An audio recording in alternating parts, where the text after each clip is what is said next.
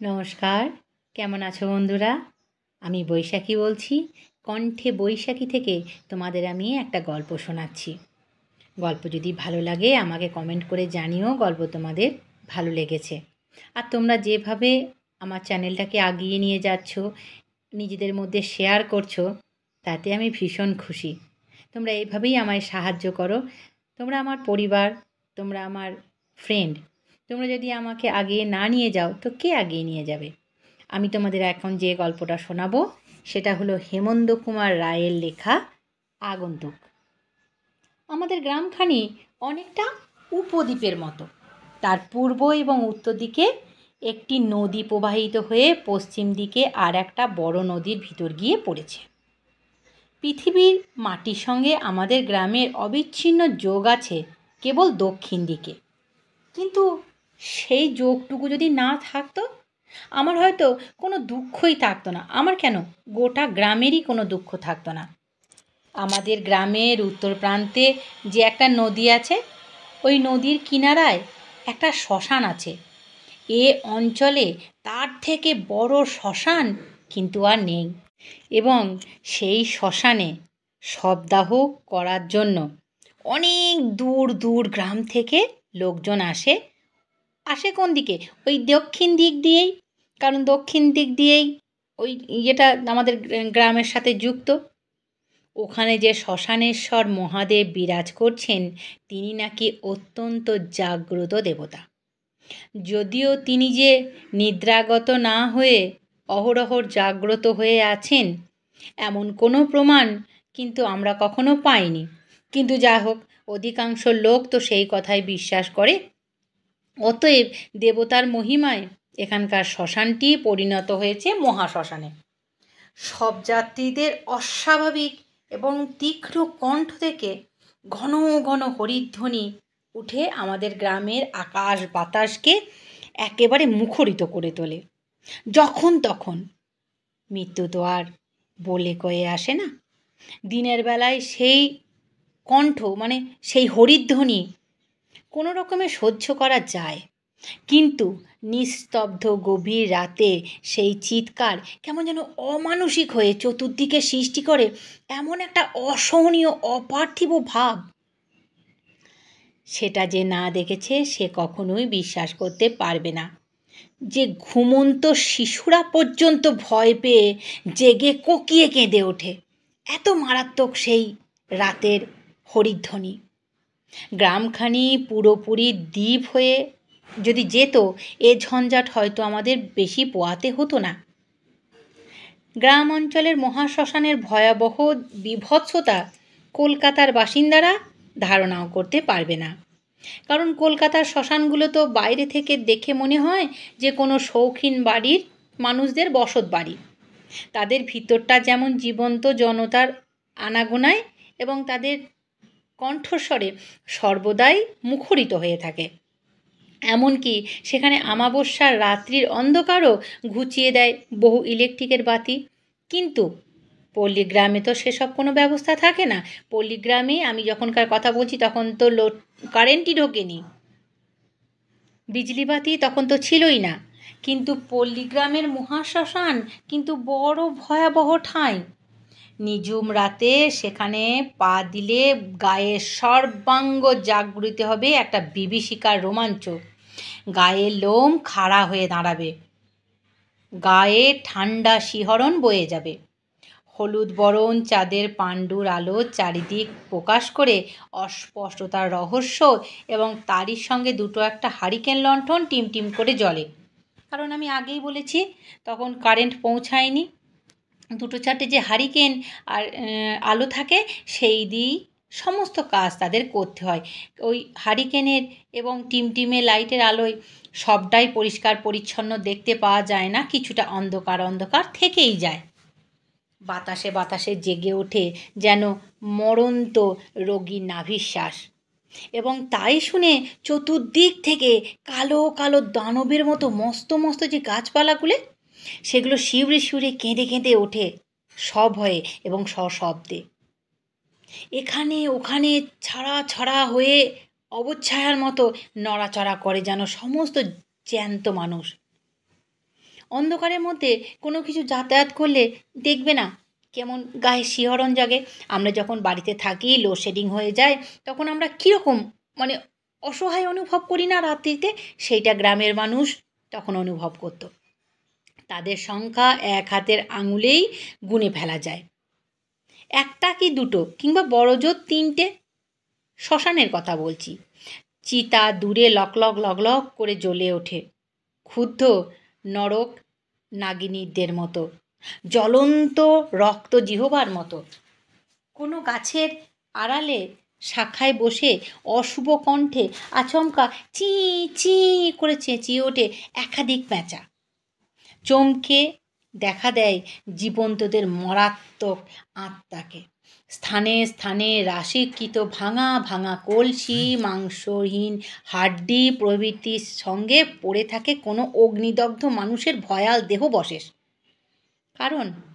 কারণ এখানে তো শহরের মতো সব সময়ে মৃতদেহকে নিঃশেষ করে পুড়িয়ে ফেলা যায় না। দূরে আনাচে কানাচে যেখানে সেখানে চোখ যায়, যা কিছু দেখা যায় সব ছায়া ছায়ার মতো অংশ।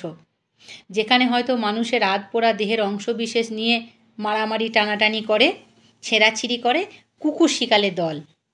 বিশ্রী চিৎকারে বিষাক্ত করে তোলে চারিদিক, চতুর্দিক। তার ওপরে আরও দূরে যেখানে যেতে নারাজ হয় মানুষের দৃষ্টি, মনে সন্দেহ জাগে, সেখানে হয়তো চলাফেরা করছে এমন মৃত মানুষের জনতা, পার্থিব জগতে ঠাঁই না থাকলেও রাজি নয় যারা পৃথিবীর মাটি ত্যাগ করতে। বন্ধ হয়ে যায় জীবন্তদের পদচালনা, স্তম্ভিত হয়ে যায় চক্ষু, মন এবং দেহ। তারও উপরে থেকে মাথার উপর দিয়ে ডানা ঝটপট ঝটপট করতে থাকে এবং ঝটপট করতে করতে উড়ে যায় নিশিথিনীর বৃহত্তর কালো প্রজাপতির মতো অমঙ্গল নির্বাক বাদুড়ের দল। অভিযান শ্মশানের আর এক নাম দিয়েছে অভিধান প্রেতপুরী। এই নাম কিন্তু মিথ্যা নয়। শ্মশানের আর এক নাম প্রেতপুরী তখনকার দিনের পল্লীগ্রামে দেখলেই যে কেউ একেবারে বলে দেবে। পল্লীগ্রামে শ্মশান দেখলে প্রেতভূমি ছাড়া আর কিচ্ছু মনে হয় না। এমনকি এক শ্মশান থেকে প্রায় সিকি মাইল দূরে আমরা বসবাস করি। আমাদের বাড়ি হচ্ছে গ্রামের শেষের বাড়িটা, তারপর একটা ছোট্ট নদী, তারপরেই নদীর ধারে শ্মশান। কৃষ্ণপক্ষে কালো রাতের জন্য আসর ছেড়ে মিলিয়ে গেল সন্ধ্যার ঝাপসা আলো। সেদিন খুব বিষাক্ত গুমোট গরম। বাতাসের দম যেন একেবারে বন্ধ হয়ে গিয়েছে, নড়ছে না, একটা গাছের পাতা পর্যন্ত নড়ছে না। ঘরের ভিতর থাকাই যাচ্ছে না, টেকা দেয়। বাড়ির বাইরে রোয়াকে এসে আমরা বসলাম এবং হাত পা ছড়িয়ে ভালো করে বসতে না বসতেই শুনতে পেলাম বহু দূরে একটা কণ্ঠস্বর। একটা নয়, অনেকগুলি কণ্ঠস্বর, হরিধ্বনি। বলো হরি হরি বল, বলো হরি হরি বল, বলো হরি হরি বল। ঝিল্লি মুখর উত্তপ্ত অন্ধকার রাতে এই মৃত্যুধ্বনি মনের মধ্যে জাগিয়ে তুলেছে অশান্তি। কারণ আমি আগেই বলেছি আমাদের বাড়িটা হচ্ছে গ্রামের শেষ প্রান্তে, মাঝে একটা নদী, তারপরে নদীর ধারেই শ্মশান। অতএব সেখানে পোড়াতে আসে গ্রামের সবাই। যখন হঠাৎ মারা যায়, রাতে যদি মারা যায় তো রাতেই পোড়াতে আসে, দিনে মারা গেলে দিনে পোড়াতে আসে। দিনের বেলায় একরকম, কিন্তু রাত্রিতে বিভীষিকা লাগে। কিন্তু চারিদিকে যদি অন্ধকার থাকে আর শবযাত্রীদের কারুকেই দেখতে না পাওয়া যায় আর শুধু শোনা যেতে থাকে হরিনাম, সেই সময় কেমন বিভীষিকাময় লাগে না? ক্রমে তা আস্তে আস্তে মিলিয়ে যেতে থাকলো। কণ্ঠস্বরটা বলো হরি হরি বল, বলো হরি হরি বল, এরকম করে মিলিয়ে যেতে লাগলো। আমি বুঝতে পারলাম শ্মশানে পৌঁছে গেছে শবযাত্রীরা। শবযাত্রীদের কণ্ঠ কিছুটা কমে গেল বটে, কিন্তু পল্লীগ্রামে রাতের কতগুলি নিজস্ব আওয়াজ আছে। কীরকম?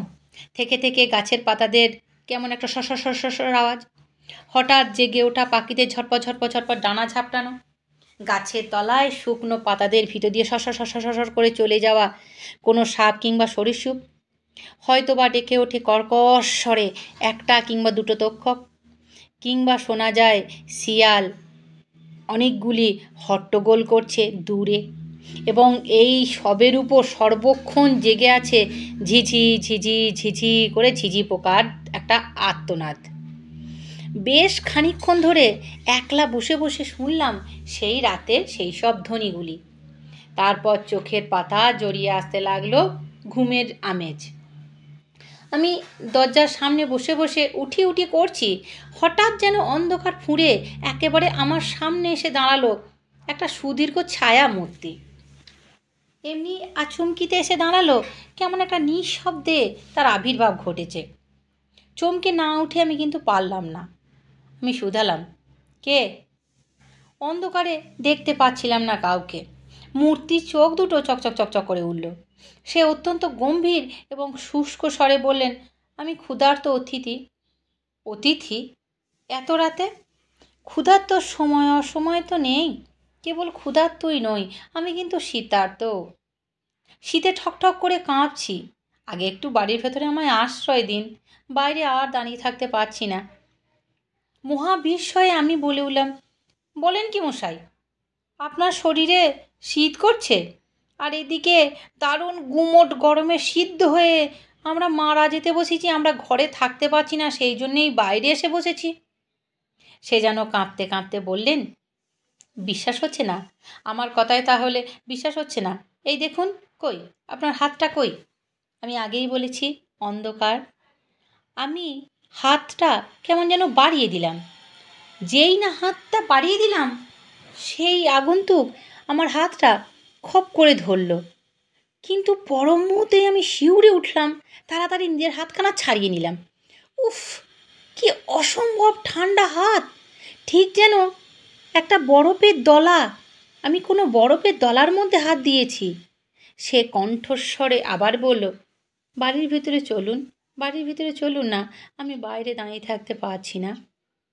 বাড়ির ভিতরে ঢুকে ভেতর থেকে সদর দরজাটা আমি বন্ধ করতে যাচ্ছি, হঠাৎ আকাশের দিকে, মানে ওদিকে তাকিয়ে আমি দেখলাম ফালা ফালা করে দিয়ে দপদপিয়ে চোখ ধাঁধিয়ে উঠল একটা অতি ক্ষীণ দীর্ঘ বিদ্যুতের শিখা। তারপরেই গ্রাম করে একটা কোথাও বাজ পড়ল। ইতিমধ্যে অন্ধকার কখন যে গোটা আকাশটা ভরে পঞ্জীভূত হয়ে উঠেছে। মেঘের উপর মেঘের দল একটার উপর একটা চেপে আছে। আমি কিন্তু এতক্ষণ বাইরে বসে আছি, আমি মেঘের দিকে তাকাইনি যে এত মেঘ ঘুরেছে বাইরে। ওই জন্যই কি এত অন্ধকার? বোধহয় বৃষ্টি হতে আর দেরি নেই। বৈঠকখানায় প্রবেশ করে আমি টেবিল ল্যাম্পটা উস্কে দিলাম। তারপর কৌতূহলীর দৃষ্টিতে দেখলুম সেই ক্ষুধার্ত এবং শীতার্ত অতিথিটির দিকে। অদ্ভুত, তার সব কিছুই অদ্ভুত। যেমন ঢ্যাঙা তেমনি রোগা তার দেহ, খালি গা, খালি পা, কোমরে জড়ানো একখানা নতুন কাপড়। দেহের কোথাও যেন মাংসই নেই, কেবল চাদর দিয়ে ঢাকা আছে যেন হাড়গুলো। কুচকুচে কালো রং, মাথায় বড় বড় চুল, বিশৃঙ্খলভাবে এদিক ওদিক চুলগুলো ছড়ানো আছে, আঁচড়ানো নেই। মুখের দুই পাশ কেমন চুপসে বসে গিয়েছে, শুকনো ঠোঁট দুখানা ঠেলে দাঁতগুলো বেরিয়ে পড়ছে বাইরে, যেন মূর্তিমান দুর্ভিক্ষ। আর কি কেমন একটা ক্ষুধার্ত দৃষ্টি দিয়ে আমার দিকে তাকিয়ে আছে। জানি না, বুকের ভেতরটা আমার কেমন ছমছম করে উঠল। সঙ্গে সঙ্গে আমি জিজ্ঞাসা করলাম, বাড়ির বাইরে কেমন ঝড় উঠেছে দেখেছেন? থরথর করে কেঁপে উঠল আগন্তুক। বললেন, উফ, ঠান্ডা হাওয়া আসছে, জানলাটা বন্ধ করে দিন। উফ, জানলাটা বন্ধ করে দিন। জানলাগুলো বন্ধ করে আমি ফিরে দাঁড়ালাম। মহাশয়ের কি কোনো ব্যামো ট্যামো হয়েছিল নাকি? ব্যামো? হ্যাঁ, হয়েছিল বই কি, শক্ত ব্যামো হয়েছিল। সুবিধা পেয়ে শত্রুরা তাই আমাকে জমের বাড়িতে পাঠাতে চেয়েছিল, তাই তো আমি তাদেরকে ফাঁকি দিয়ে পালিয়ে এসেছি। আমি জিজ্ঞাসা করলাম, শত্রু? শত্রু আবার কারা?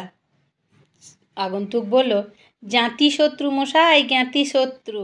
জ্ঞাতি শত্রু ছাড়া আমাকে জমের বাড়িতে পাঠাতে চাইবে কে?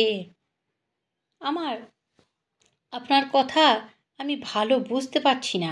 আমি আগন্তুককে বললাম, তারা কি আপনাকে খুন করতে চেয়েছিল?